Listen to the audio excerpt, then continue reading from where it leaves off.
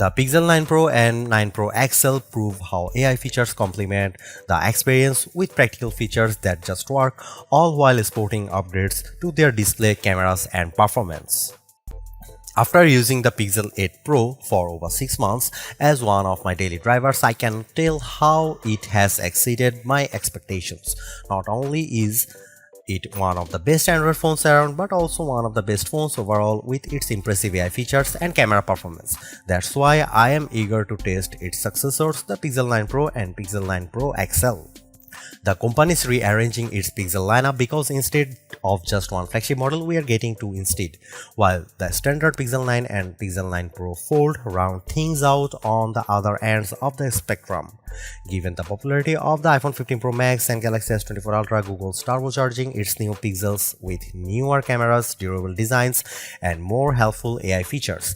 As much as Apple Intelligence claims to redefine the iPhone experience, I think these new Pixel phones take it a step further.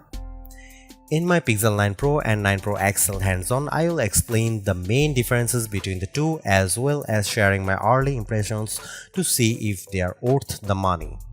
Just as a reminder, the Pixel 8 Pro launched at $100 more than its predecessor last year with its $999 starting cost, and that's for a phone with a 6.7-inch display.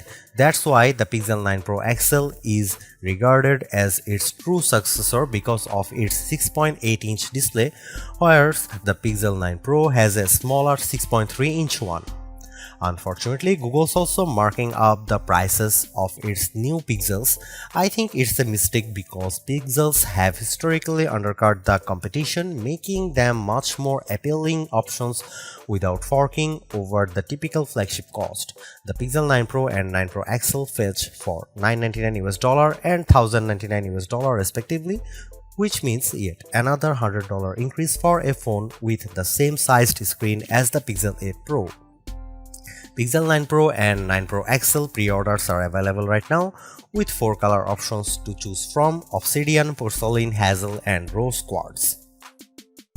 On the surface, the same peculiar design traits that make the Pixels distinct are present here, but with slight alteration.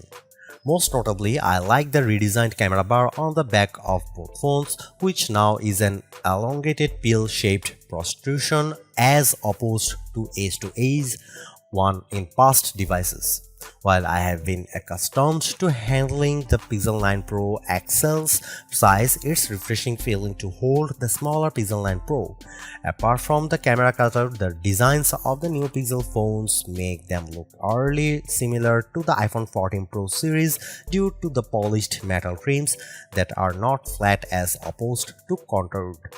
I am on the fence about this peculiar change because the contoured edge make the Pixel 8 Pro much more comfortable to hold. It's a change I am going to need to get used to, but at least they are still sporting the same matte gloss surfaces as before to give them that always clean, smooth look.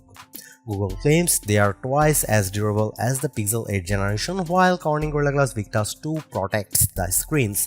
I also like the 4 color options they are available in, especially Rose Quartz with its subtle amount of saturation. Google's unintentionally putting itself in a bind with this year's Pixels because of the price hike for the larger Pixel 9 Pro XL. It's hard to tell right now if the $100 increase is justified by its new AI features, so I think it will ultimately come down to how well these flagships perform in all the usual categories. On the flip side, however, I have to applaud Google for giving its smaller phone the same amount of love by keeping the same set of cameras found with the pricier Pixel 9 Pro XL. In fact, it's a front runner for those who prefer smaller phones. These phones kick off the upcoming holiday season, so they can't afford to come up short knowing that the iPhone 16 is right around the corner. They need to set the bar high or face being written off by competing device between now and the end of the year. I know that price hikes are inevitable, but these Pixels need to overperform in order to stay relevant and remain competitive.